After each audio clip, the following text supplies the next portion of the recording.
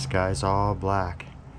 Looked at the weather and there is a winter or a thunderstorm advisory out. It's supposed to have heavy rain and hail. Well, hey guys, Keith of Alaskan Dual Sport. You know, I've been trying to fix my bike after it fell off the trailer. And today I'm going to start tearing it down for the final repair.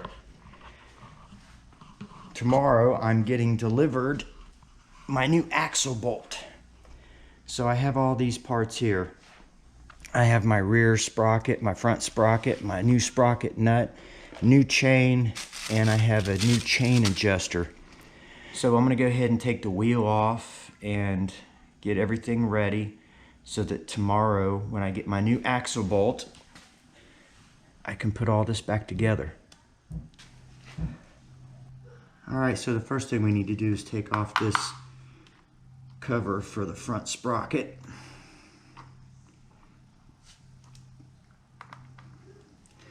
Now my biggest concern about doing this is the chain that I bought. This chain I'm using right now isn't the original. I believe it's a DID chain. And I think I counted 108 links. So that's what I bought. But as I'm watching videos of other people doing this, they're saying they had 110 and 112 links. So I may have to take a run to the parts store here in a little bit to buy some master links maybe. I've got an extra O-ring chain, the original one that came with this. So just in case, I can always cut a link off that. Alright, I like to put my screws like that so I know where they go. Alright, so what I want to do first is where this has been peened, I want to unpeen it. And then I want to break that loose and take that off before I take the chain or the rear wheel off. So let's go ahead and get that unpeened. Well, I finally got it unpeened. It's a good thing I ordered a new nut too, because this one is coming apart. Had a heck of a time breaking it loose, but I finally got it. Alright, so we got that broke loose. So now we can go ahead and break loose the back tire and get it raised up, and we'll take this off and the back tire off. Progress! Now's the moment of truth to see how hard this rear axle nut's going to be, being that it all got scraped up from the crash.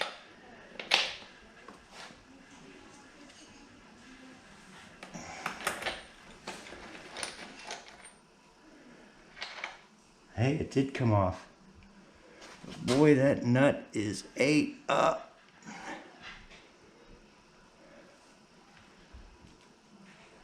Look at all the metal shavings. So I'm glad I got a new axle bolt coming today. Wow. Alright, so let's put these chain tensioners in all the way and raise this bike up.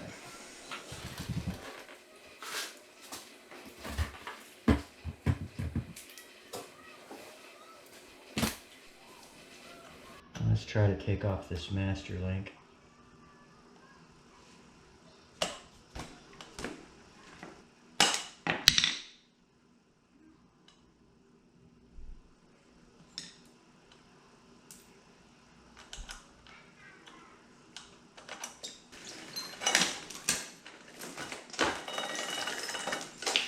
Alright, there's the old chain. Let's count these links. Okay, so I just counted all these links, and I believe I counted 109. And I have 108 O-ring chain replacement. So we'll have to see how this goes. Now I did have my tire set as far back as it would go. So if I move it as far forward as it can go, Maybe I can pull it off with 108 links. All right, well, let's get this back tire off and pull these sprockets off. All right, so let's finish pulling off this front sprocket.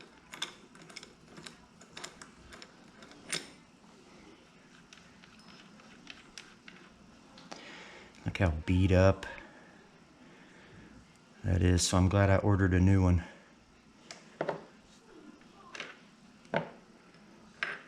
And there's the sprocket my buddy loaned me, which it's pretty much shot, but better than what I had. All right, so let's get this back wheel pulled off.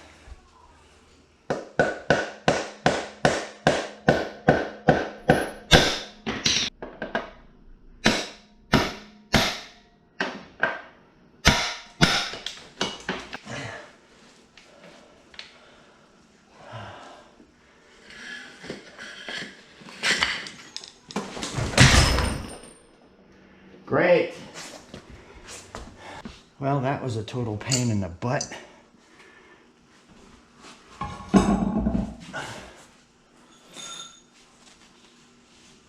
That axle bolt is screwed. Look at that. I literally had to beat it out. Look how mangled that is. That's why I ordered a new one. All right, so we got that off. Ooh, that was hard. Man, I cannot believe my bike fell over again. Only thing it did was bent the handguard up, and I need to put that back through. Good grief, this bike just takes a licking and keeps on ticking. All right, well, I'm gonna go ahead and take this rear sprocket off. And can't put it all back together until tomorrow morning when I get my new axle bolt, because that one is screwed up. Well, I'm down to my last bolt on the rear sprocket. Boy, these things were hard to get off because I put Loctite on them. The original rear sprocket was a 43 tooth. And this is a 48 tooth. Look how pointy, and they're bent. So now we can put the new one on. Sweet. Also, here's the new one. And since my bolts are the tapered ones, I'm going to use the tapered holes. Of course, I'm going to put a little bit of Loctite back on these too. Alright, so I got the new rear sprocket on, and that's a 48 tooth. So now I'm going to put the front sprocket on and just put it on loosely until we get the chain back on, and we can try to tighten everything down. I still got to wait till tomorrow till I get that axle bolt.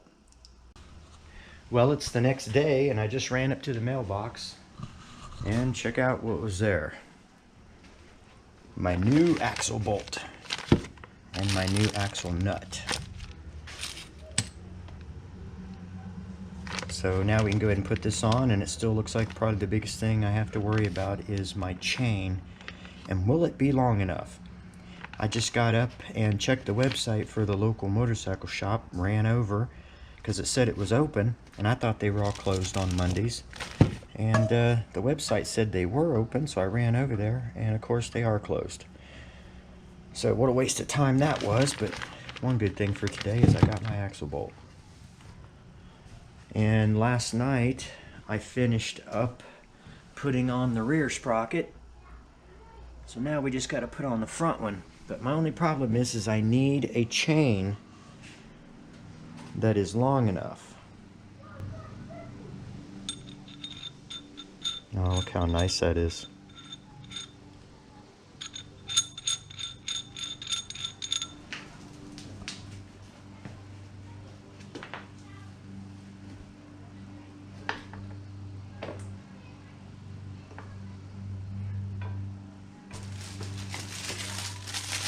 Now it's time to break out that new chain adjuster.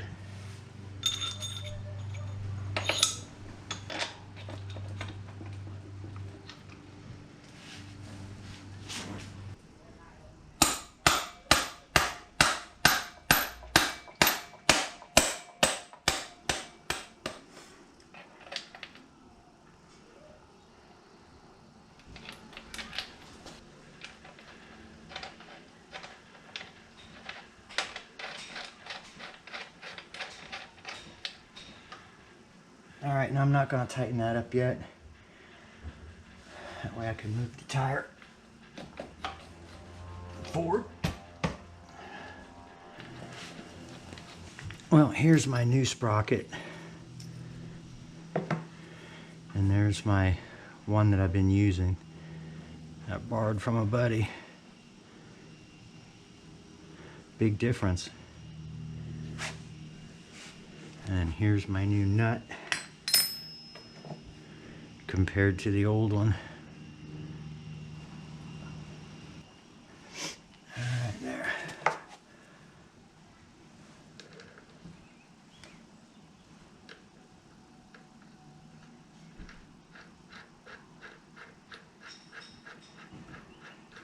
Just gonna hand tighten this for now till I get the chain on.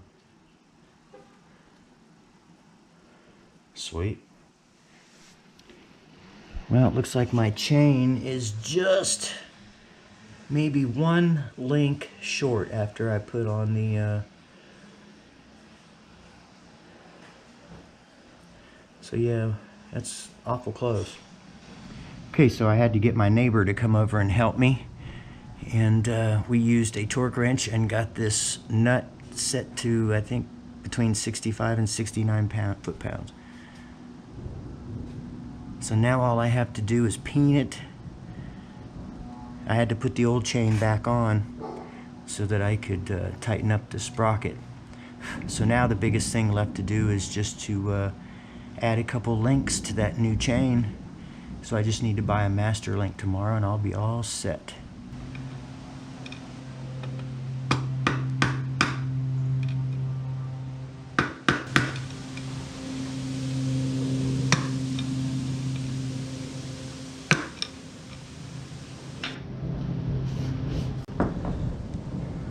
Sounds like it's getting ready to storm here. Alright, so I got those two spots peened. Now I'm gonna cut off a piece of chain so I can piece the chain so that I can piece the chain together. Alright guys, it's day 3 and the only thing I have left to do is my chain was that short, so I have to go to the Yamaha dealership here in Fairbanks and get me another O-ring master link, and then I should be able to finish this up. I tell you, it has been a pain in the butt. All right, so let's go over to the Alaska Fun Center here in Fairbanks, Alaska. Now here at the Alaska Fun Center, always lots of cool stuff here. Alright, so I got me a couple master links and I'm just looking around at what kind of new bikes they might have here. These are all street bikes.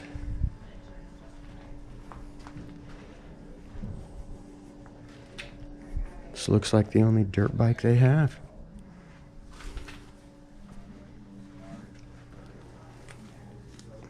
$9,000. Sweet. Ah, look at that wolf fur.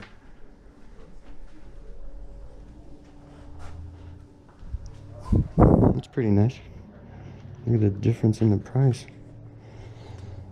$250. All right, let's get out of here and go fix that chain. All right, well, I've been working on this chain and I haven't been having a lot of luck. Different types of chains, they don't match up. So I had to fork over and go ahead and go buy a new Renthal chain.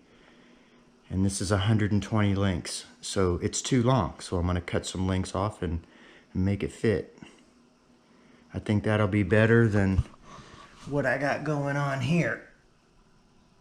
All pieced together, it just doesn't look safe.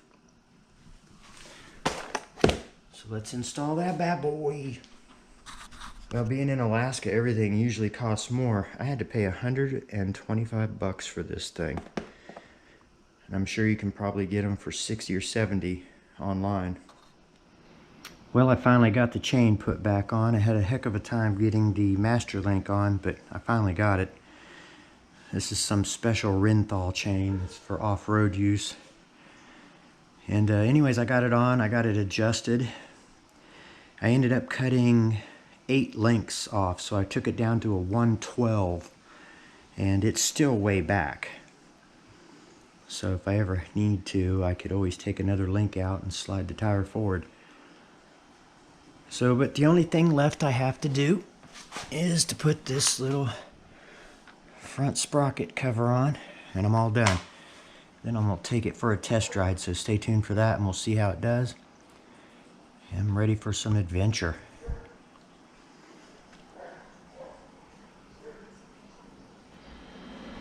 Well, it's time for the next chapter in this video of rebuilding this bike. So I got everything back together and I was about to take it for a test ride, and I noticed that the handlebars, when it fell off my little bucket stand, it bent this side of the handlebars way up, and my hands were literally in different places. So I took these bars and I took them off and I tried to bend them back a little bit, at least to where they'd be usable, but they are just all out of whack.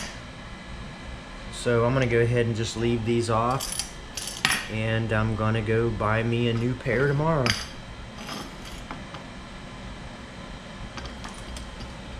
So stay tuned for a new pair of handlebars on the WR.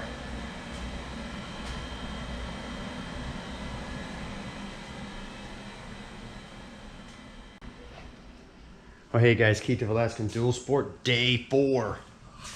So today I went over to the Yamaha shop and I ended up buying me a new pair of bars. Check these out.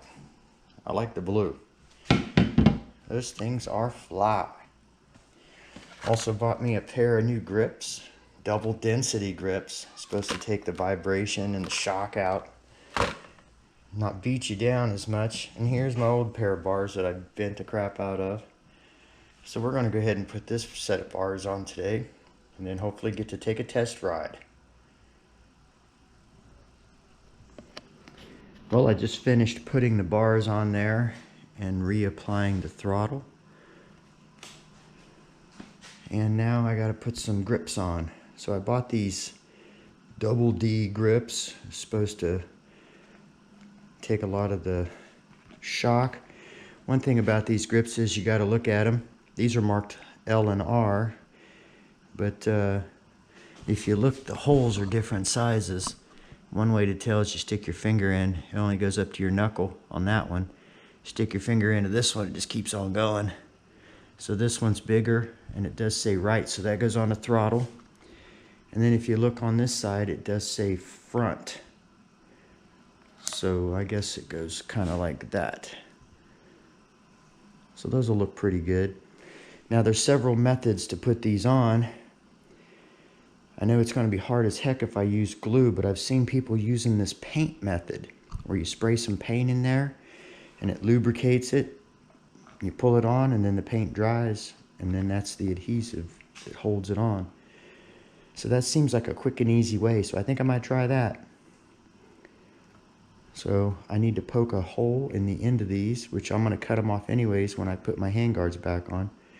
So I'm going to poke a hole in this to let the air out as I pull it on, so that way the air can escape, and hopefully they'll just slide right on. So let's give it a try. Alright, so I cleaned off all the old adhesive.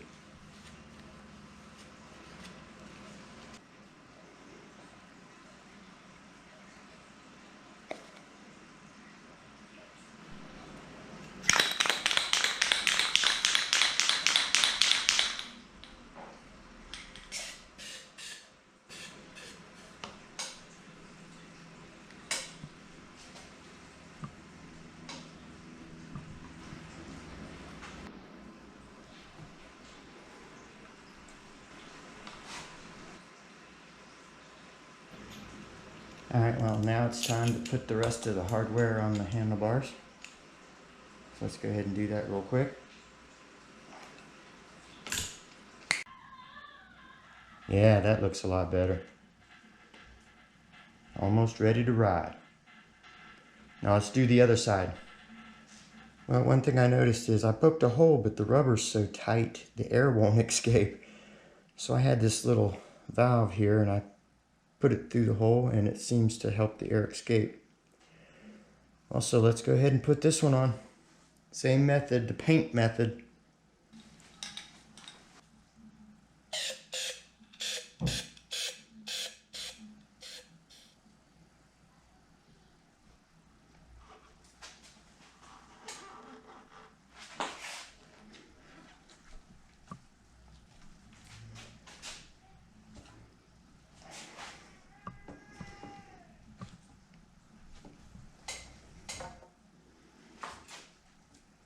Here we go. Well, let's put all this stuff back on now.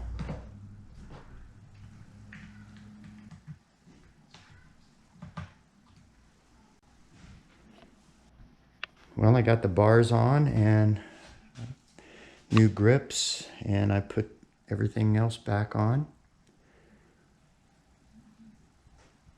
And the only thing I have now is to put my hand guards on.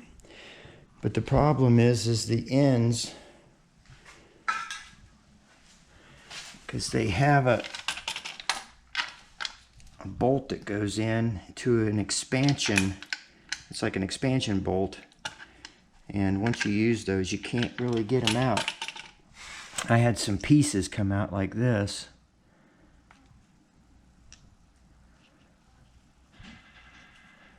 So I don't know, I might try to salvage it, but I did order some, so I just need to make do until they come. Alright, she's done, and I was able to put the hand guards back on. I just kind of pulled out the plugs from the old handlebar and rigged up something. They're pretty solid. So hey, I did notice that it looks like my throttle cable cracked when it fell. So I might have to replace that. $34 more. But everything's almost back as good as new.